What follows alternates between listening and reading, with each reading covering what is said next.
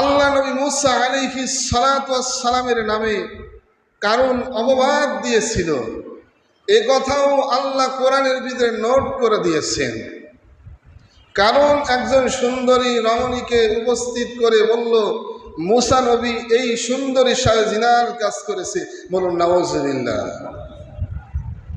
আল্লাহ তাআলার নবী মুসা আলাইহিস সালাতু ওয়াস সালাম তখন আল্লাহর কাছে প্রার্থনা করলো, আল্লাহর কাছে দোয়া করলো, আল্লাহ কারণের যারা যন্ত্রণা সহ্য করতে পারি না, তুমি কারণকে ধ্বংস করে দাও। আল্লাহ সাথে সাথেই দোয়া কবুল করে নেয়। কারণকে তখন মাটি তার হাঁটু পর্যন্ত গ্রাস করে ফেললো, হাঁটু পর্যন্ত খেয়ে ফেললো। কারণ তখন মুসা নবীকে বললো, আল্লাহ নবী মুসা, তোমাকে বহুত জ্বালিয়েছি, তোমাকে বহুত কষ্ট দিয়েছি, সুতরাং তুমি একটিবারের জন্য আমাকে ক্ষমা করে দাও। আমি যতদিন পৃথিবীতে থাকি তোমাকে আর কোনোদিন ডিস্টার্ব করবো না, তোমার কোনো ক্ষতি করব না, তোমার বিরুদ্ধে কোনো বয়ান, তোমার বিরুদ্ধে মানুষের নামে অব্যবহার করব না, মানুষদের মাঝে তোমার কথা বলবো না।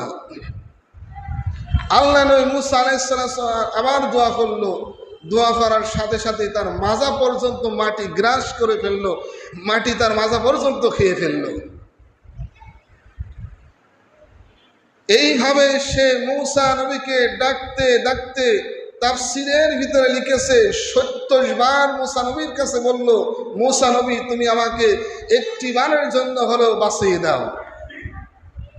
যখন তার গলা পর্যন্ত গ্রাস করে ফেললো তার সম্পদ সহকারে, আল্লাহ তখন মুসা নবীকে জানাইতেছে, মুসা নবীকে বলল, ওগো মুসা, তোমার কাছে কারণ 70 বার বলেছে আমাকে বাঁচাও, আমাকে বাঁচাও।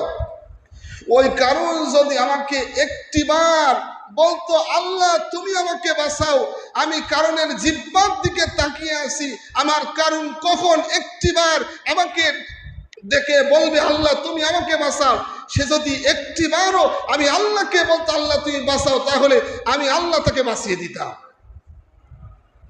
আল্লাহ কত মহব্বত করে, কত ভালোবাসে। আল্লাহ জিব্রাইলকে বলল, জিব্রাইল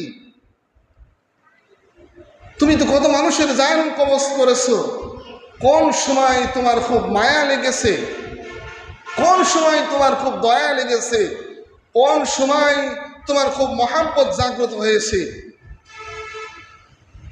জিব্রাইল তখন বলল, আল্লাহ ওই যে নদীর মাঝখানে মানুষগুলো সব জাহাজের যখন ছিল, ওই জাহাজের নদীর মাঝখানে যখন ঝড় শুরু হয়ে গেল, তুফান শুরু হয়ে গেল, ওই তুফানের মাঝে জাহাজ ডুবে গেল। 2 জন মানুষকে আপনি বাঁচিয়েছিলেন, একজন মা আর একজন ছোট শিশু। ওই মা এবং শিশুকে বাঁচানোর জন্য আপনি একটি তক্তা নদীর মাঝে পাঠিয়ে দিয়েছিলেন। ওই তক্তার মাঝে বসে বসে ওই মা তার সন্তানকে ভূমিষ্ঠ করল, জন্ম দিল। ওই মায়ের জানটা কবজ করতে আমি আজরাইলের বড় কষ্ট লাগলো, আমি আজরাইলের বড় কষ্ট লাগলো। কিভাবে আমি জানটা কবজ করি এই সাগরের মাঝখানে? আমি যদি মায়ের জানটা কবজ করে নিয়ে নিই, তাহলে ছোট্ট বাচ্চাটার কি অবস্থা হবে? আমি আজরাইল তখন কাঁদতে কাঁদতে ওই মায়ের জানটা কবজ করে দিই। বলুন আল্লাহু আকবার। আজরাইলকে আল্লাহ আবার বলল, আজরাইল তোমার আর কোন সময় কষ্ট হয়েছে? আজরাইল তখন বলতেছে, আল্লাহ আমার আর এক জায়গায় কষ্ট হয়েছিল, সেই জায়গাটা ঘটেছে আপনার একজন বান্দা সাদ্দাত। এই সাদ্দাত লক্ষ লক্ষ কোটি কোটি বিলিয়ন টাকা খরচ করে জান্নাত বানিয়েছিল আপনার সাথে মোকাবেলা করে, আপনার সাথে চ্যালেঞ্জ ছুড়ে। ওই সাদ্দাত যখন ঘোড়ার পিঠে তার একটা পা আছে আর একটা পা জমিনে দিয়েছে, এই সাদ্দাতের জানটা কবজ করতে আমার বড় কষ্ট লেগেছে। আমি তখন ক্রন্দন করে দিয়েছি, কারণ সেই একটা মিনিট আমার কাছে সময় চেয়েছিল।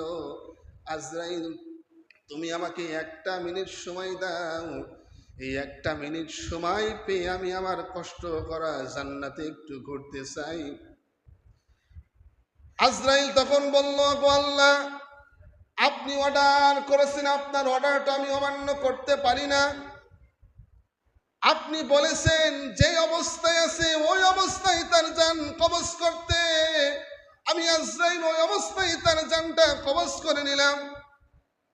আল্লাহ তখন আজরাইলকে বলল, আজরাইল, ওই যে সাদ্দাতের জানটা তুমি কবজ করেছো, ওই সাদ্দাতকে তুমি চেনো?